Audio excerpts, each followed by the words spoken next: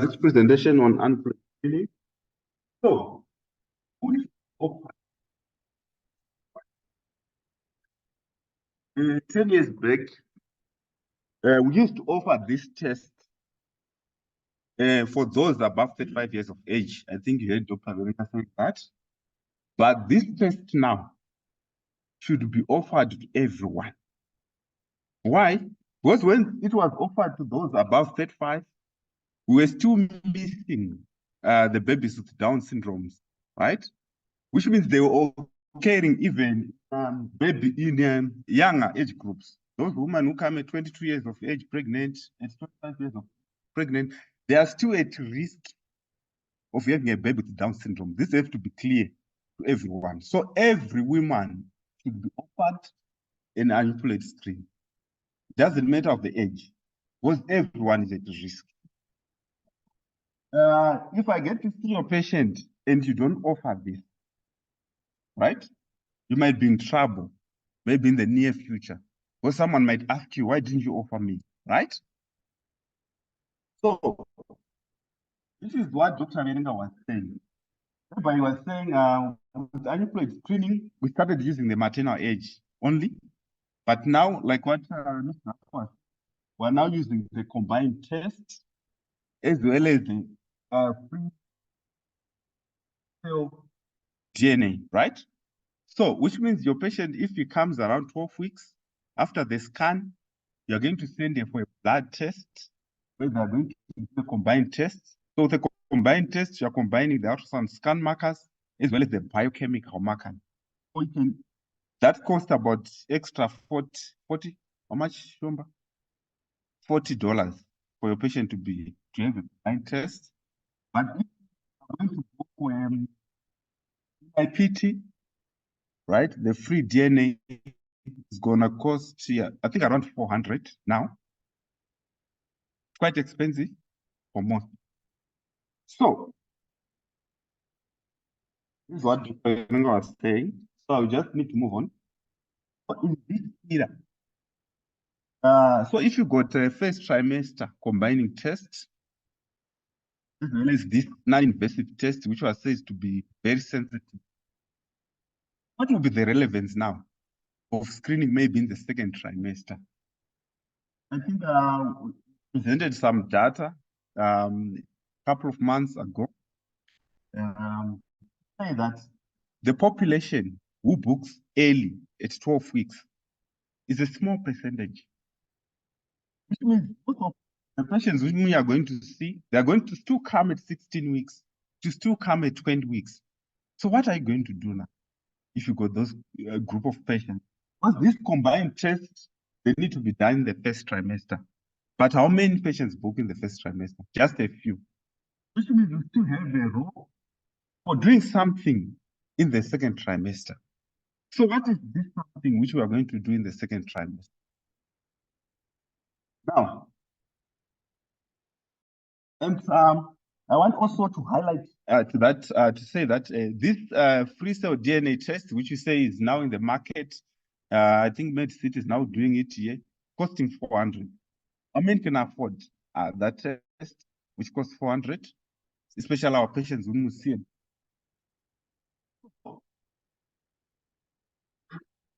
Of course, good news that it's non-invasive. Don't need to do anything. It's quite expensive. Was 400 is quite a lot from the majority of them. But the good news is this cost initially, I think it was costing about 700, and now it comes down to 400. What is dropping because of demand? So let's order this test as much as possible. I think with demand, it will come back maybe to $20. What about another bad news? Still, this test, it's not 100% that you get a conclusion. You can have some gray areas. I think I will need to explain something here to say what we are doing here is we are just selecting a group of people who are at risk of getting Downs. Doesn't mean that after doing this test, you can conclude that a woman is carrying a baby with the Downs. Is it clear? Is it clear, or I need to explain further? Okay, you are seeing maybe 20 pregnant women. Of course, we said we need to screen them for, but this test, to have a diagnosis of that, you need to do an amnio, right? Which is an invasive test to have the diagnosis that definitely got Downs. You need that invasive test, right? So for you not to subject unnecessarily a lot of women to this invasive diagnostic test, you need to do all the high risk group. Those whom you are saying, these 5, I think they are high risk that they are carrying a baby with Downs. Therefore, I should go on and do. So how do you know that group of people are at high risk of getting it Downs? That's why we are doing the screening test. So these tests are screening just to have a few now group of women whom we are going to do an invasive test. It's clear. Okay. So most of our women, like we know, they come in the second trimester. So now I will teach you the method, the mathematics, and the myths which you need to do when they come in the second trimester. Right? So talking of the mathematics program, we'll be talking of the biochemistry and even the NIPT. So I'm going to go through how we're going to use these if they come late to make a suspicion that they might have a Down. Now, I think someone was asking what is Aneuploidy. I will try also to explain what do we mean when we say, right? And also to answer some questions to say, can you scan? So look here. If I put a pointer and I can't see my pointer. Honestly, no problem. Okay. So if you look here on this side, you know our body are made up of chromosomes. I think we all got that all level. So you can have a problem with the numerical number of your chromosomes. Look closely at the bottom there. Sorry. So if you look close there, instead of having your nice pairs of chromosomes, one from the father, one from the mother, there's an extra one, right? Such that you got 3, right? So the number now is different from the normal, right? And if you are to look on this picture on the left there, you can have other abnormalities on the chromosomes, which are not to do with the number, which are to do with the structure. You might have deletion of some parts of your chromosome. You might have evasion. You might have insertion. All this will result in a problem in the structure of the chromosome.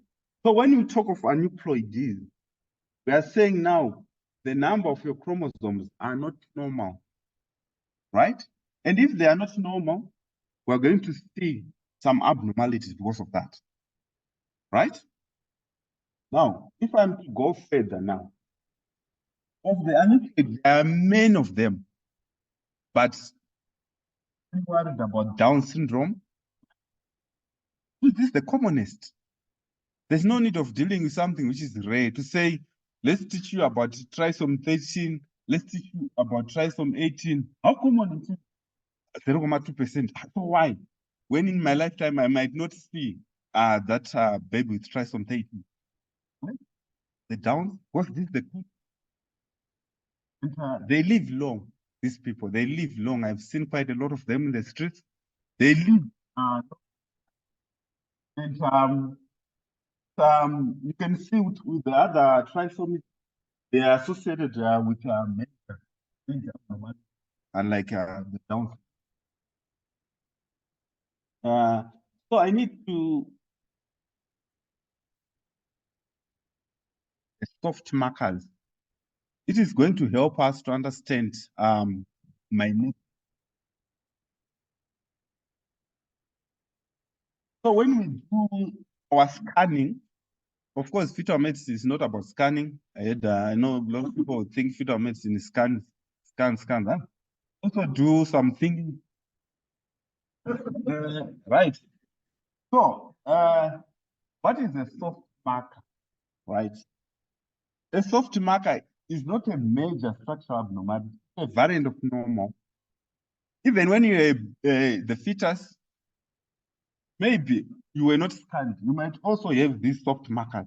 Is it clear? It's a variant of normal. It can be found in normal. But what I'm saying is the incidence in aneuploid is increased more than the incidence in euploid fetus, which means they can still be found in euploid fetus.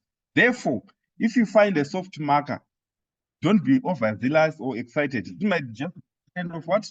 Of normal, right? You can see even as we are here today, we've got different noses, we've got different ears. It might be just a soft marker, right? Good. So sometimes it might be just transient, right? And it even might not constitute to a structural defect, right? It might be there, but maybe it might be the most intelligent in the class. Then should we call it a bad sign? It might not be, right? So the marker to increase chromosomal abnormality, but does not confirm it. So if you see the soft marker, which I'm going to display, it can just increase the likelihood that this group of women might carry down, but it's not confirmatory, right? And even the absence of that marker does not about. So what are these soft markers stand for? We can even afford different from nuclear translucent, as I mentioned. Can have a absent or hypoplastic nasal bone, can have an echogenic bowel, a short femur or short humerus, echogenic cardiac focus, mild hydronephrosis, and chronic flex. So if I was setting an MCQ, I might put some of these markers to say these are soft markers, right? So let's see. So this is a nuchal fold. If you are doing a scan, measure this space behind the cerebellum, right? And also we measure the nuchal fold from there to there. And the picture, when we talk of the hypoplastic nasal bone, so you can see the picture on top there.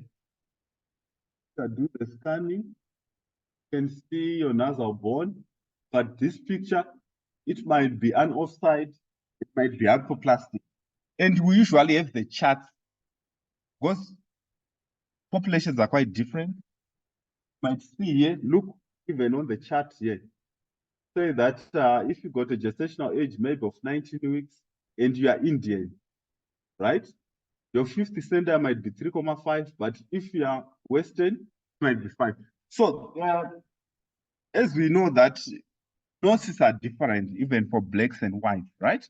So the interpretation of these nasal bones, when we see them, to say it's likely to be due to Downs, to be what, it also depends on the population. We've got a graph, right?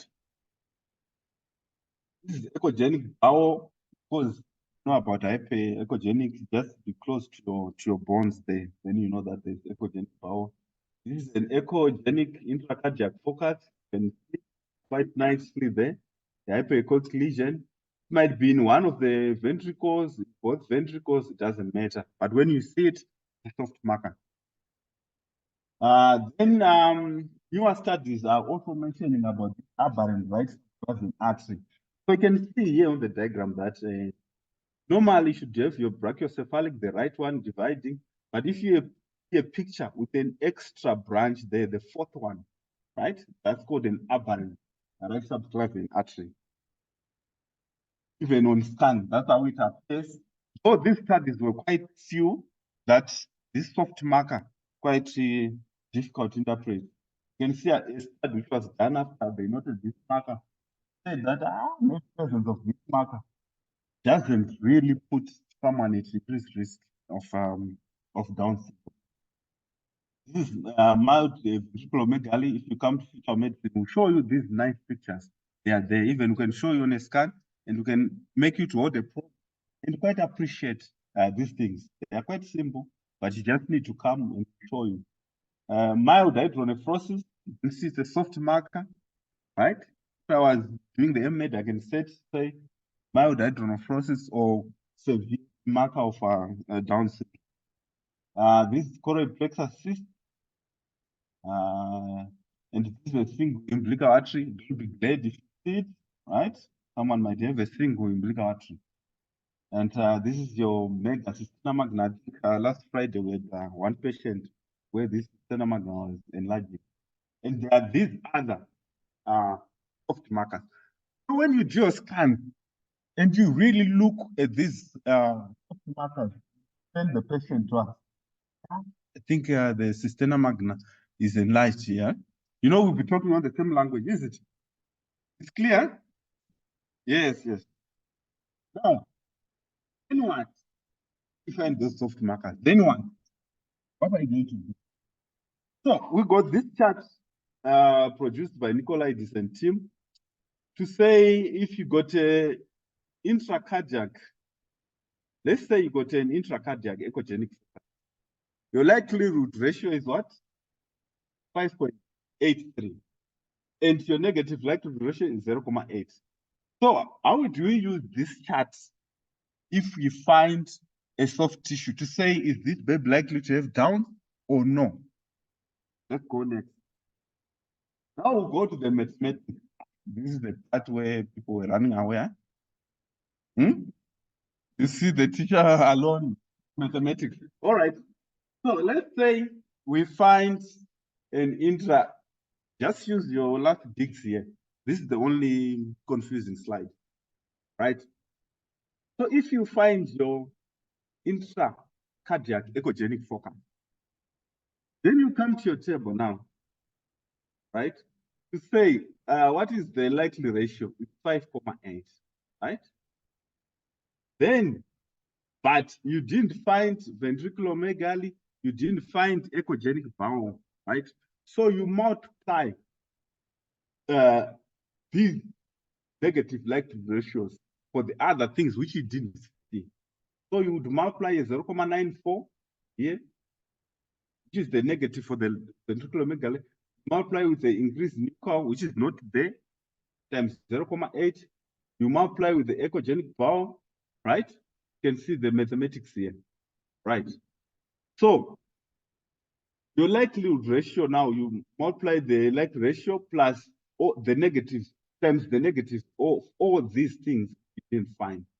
What about if you find two things? Let's say you find the let's say you find the intracardiac echogenic as well as the ventriculomegaly. You multiply these two likelihood ratio, then you take the negatives of the other one, right? But when you come there to short femur or short humerus, just use one of them, not all of them, right? This way, or it's difficult. All right, for the sake of time, Dr. Sam. Okay. So this is the column. So we are saying, let's say you find an intra. Now I've calculated for you to say why did they come up with a 0.95? You saw that? That is 0.95, which is on the last column. I have shown you how it was, how they get to that figure, right? You multiply the likelihood ratio, then you multiply the negative of this one, then it comes 0.5. You do for ventriculomegaly, you do for nuchal, you do for echogenic, for each marker. Then you come up with the last column. All right. So for a small group who might require an investigation, what we call an a priori risk. What do we mean by that? When a woman comes into your room, already she has got a risk. Is it clear? Without touching the scan, without doing your blood test, already she got a risk, right?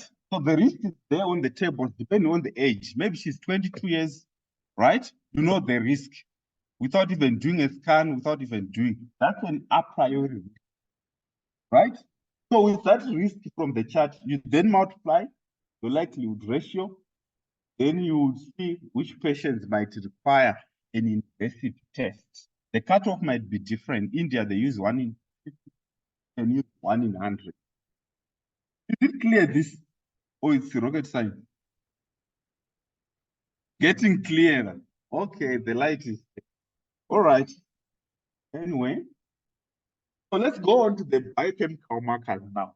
So you've just get your a priori risk, you've put your ultrasound soft markers, then you can do your biochemical. This is for patients who came in the second trimester, right?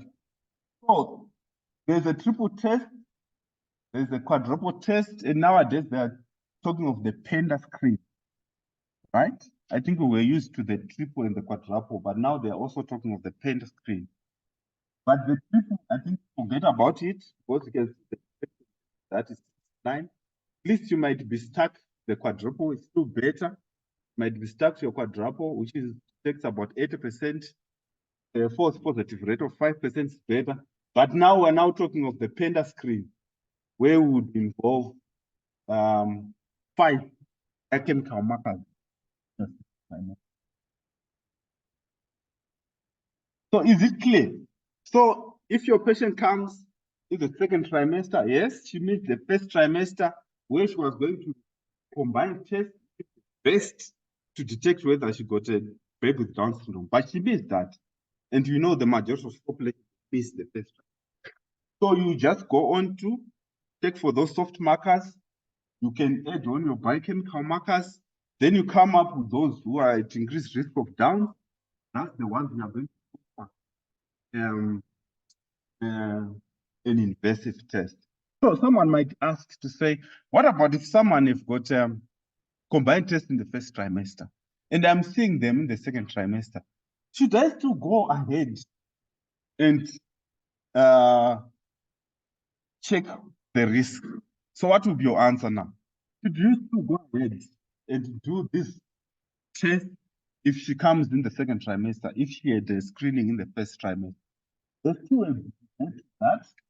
And some are even thinking of the integrated screening, whereby even if you've been screened in the first trimester with the best test, which is the combined test, you still come in the second trimester quadruple test. But what we are doing at Harare Hospital is if you come with in the second trimester, we just use the scan to tell whether you should go for an invasive test or no invasive.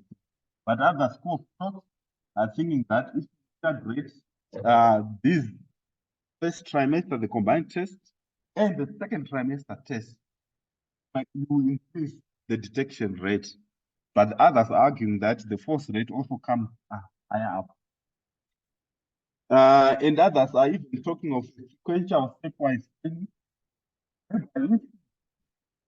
Test initially in the first trimester, and for those patients who fall in the group, those are the ones you are going to schedule for a quadruple test in the second trimester,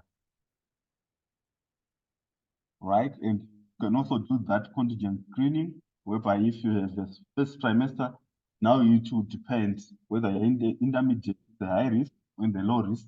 Then you can do for those in the intermediate group, whereby you're not quite sure in the first trimester whether they fall into a high risk group or a low risk group, you can still channel them the second trimester.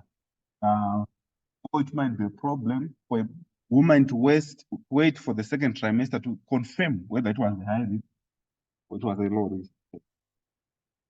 So this is the last slide. So what is the total message, right? So we are saying every man, independent of age, whether she's 19 years, whether she's 16 years, should be offered an aneuploidy screen. If she comes early at 12 weeks, the best test is the combined test, which costs an extra $40 if she affords, where they will add the PAPA as well as the beta ECG from those scans.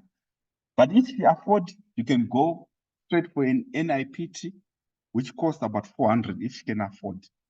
You know, our patients are a spectrum, the poor ones, the rich ones. Just go straight for a non-invasive test. If she's not, then you can just go for a combined test, PAPA and beta ECG, $42, right? If you fail, if they fail to come the first trimester, Then you do the second trimester, whereby you do your soft markers and you do your quadruple test, still okay, right? If you want to be an academic guru again, after screening them in the first, you can still add trimester screening tools, come up with an integrated. And the next point we are saying, if you missed, then you are going to do your second trimester. Then there's also a discussion to say that with these soft markers, should we be telling our patients to say, I think I saw a mild ventriculomegaly, because it also disturbs the psychology of the woman. I've had someone who wanted to terminate just because of a major phenomenon, right? So you need also to be informed that these soft markers can be a spectrum of normal. Even that baby can be normal and you'll be shocked. And you come say, but doctor, I think you didn't do your research quite well. Maybe still normal, it's performing well. So it's a spectrum with these soft markers. So they need to take into consideration cancer our patients quite well. I think I'll end here. Then we'll invite questions both for Dr. Leneta and for my talk. But the bottom line is every woman who comes in should be screened for aneuploidy, please. There's no this thing to say, since you are now 40, I think we need to screen you. Since you are now 22, we don't need to screen. No. Everyone should be screened. First trimester, combined test. If she doesn't have money, she got money. Pre-sale costing 400. Second trimester, then you can do quadruple test, or you can do just the scan. We usually do away even with the scan in the second trimester if she can't afford the test. All right.